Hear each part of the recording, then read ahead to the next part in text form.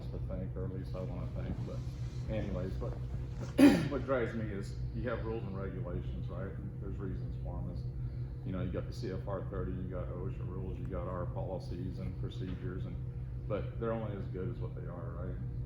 Meaning that every from a legal standpoint, every regulation that we got, somebody spilled blood in order to create that regulation.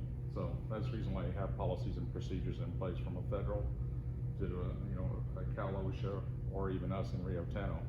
So I've had my fair shares of, through the industry, working at other mine sites, and I think that's about 13 other places I've worked for besides Rio Tinto, throughout the United States.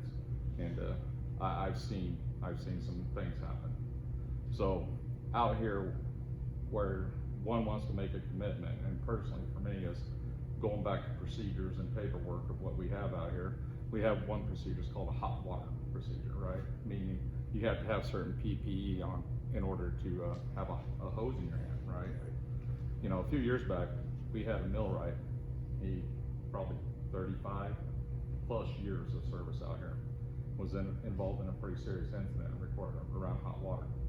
And when that happened, I remember back at all the times that you're walking around the plants out here and you see somebody with a hot water hose in their hand washing something off, and they're not wearing they're not wearing any of the PPE required for the hot water task. And so at that point in time, I instructed myself, right, made the commitment to myself as well as my team, is never walk by that unsafe act. And several of you worked for me on projects out here. I can be pretty direct, and it's not about filling out paperwork to me. I'm so far removed from that. If an incident was to occur out here, it's about the person that I'm concerned with. I'm not worried about putting an incident in the database. That's not me. So when I see somebody working at heights and I have concerns, it's a concern that I want to stop the individual and I want to have a good conversation. Is there a way that we can do that task? Is there a safer way? And often there is, right? There's many examples out here where somebody's using a ladder because that was the tool that they chose because it was convenient in the location where they was working. But around the corner was a mobile platform, right? That would have been a much safer thing, or a scissor lift, or a man lift, something like that. So that's what we want the thinking to be, right?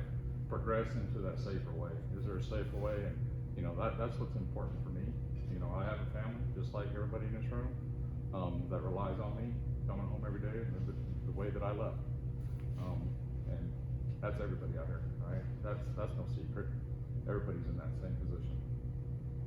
But from a company standpoint too, is we have to safeguard what we got in the same manners of keeping us safe. We have to keep the company safe as well, right? And that's everybody's company that's sitting in this room right now. When you're running an unsafe company, one is you got the incident rates that makes people want to leave. You have another, the company's probably not going to be around much longer. So there's multiple things to think about when you're dealing with safety. So in 2013, we had all these papers in place, right? We had to take 5. My take on a piece of paper and like to take 5 is there's buzzwords that come with all that stuff too, right?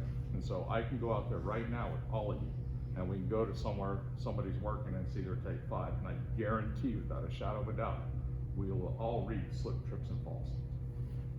That's that buzzword. Where I focus on is what made you write slip, trips, and falls, right? What was in the job area that made you write that? But more importantly, what did you do to correct it before you started work? That's where I'm at with it all. Make sense? Yeah, those pieces of paper, we try to keep them.